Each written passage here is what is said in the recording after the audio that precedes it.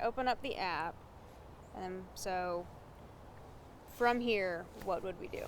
You're going to push the observe button right in the center. On an Android, it's going to be a little plus sign over in the lower right corner. Okay. So it'll be a little bit different. Then you can choose whether you want to take a picture now, you pull a photo off of your camera roll, or you record a sound. Okay. So you can do any of them. Okay. Let's go ahead and do camera.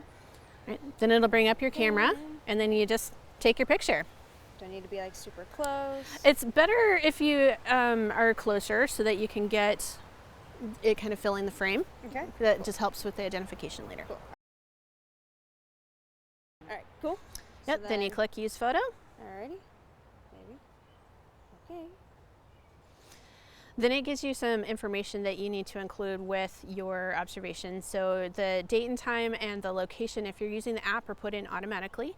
And so you don't need to worry about that. I would just look and check and make sure it's all right. If something is captured or captive or cultivated, that means that it is something that was either planted there or put there, otherwise put there by people. This particular plant was planted here, so we need to click on that and choose yes.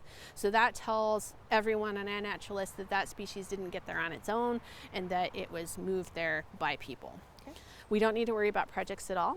And now we're going to click on what did you see, and it will bring up the image recognition algorithm and tell you what it thinks it is. So it always gives you kind of the conservative bet at the top where it is telling you it thinks it's this, but then it'll give you some other suggestions.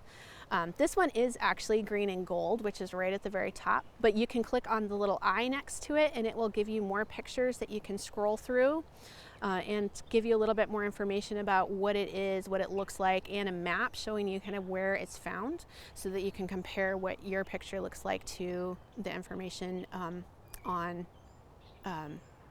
within their system. Okay, cool. And then if you're pretty sure that's what it is, and I can tell you that that is what it is, you could just tap on the one that you think it is. Okay. And then once you've got everything in, you just hit share and it will bring it up. Now there is one thing that might be worth telling people about, which is that it will automatically upload everything as soon as you take the picture, which does suck up your data plan. If you click on that little cog up in the top right there, there's a setting here for automatic upload, and if you turn that off, it will just store everything on your phone until you can get back to a network where they can upload everything. Okay, cool. Awesome. And so this, when I upload it, is basically just going to go to the overall data set. Yes. But if I do this on Friday or Saturday or whatever, then it automatically uploads Yes. to the city challenge, Yes, correct? if you are anywhere in North Carolina, you will be contributing to one of the 5 projects within our state. And so take the photo within those 4 days. Even if you upload them later, they will still count towards our numbers. Okay, awesome. And so same thing if I take like I can go in here and choose my photo library, and then I can go to that like same picture and then add it, and it'll do the exact same thing. Yep. Okay, awesome. Anything else you need with this image-wise? All right, cool. Doing great. That's pretty easy.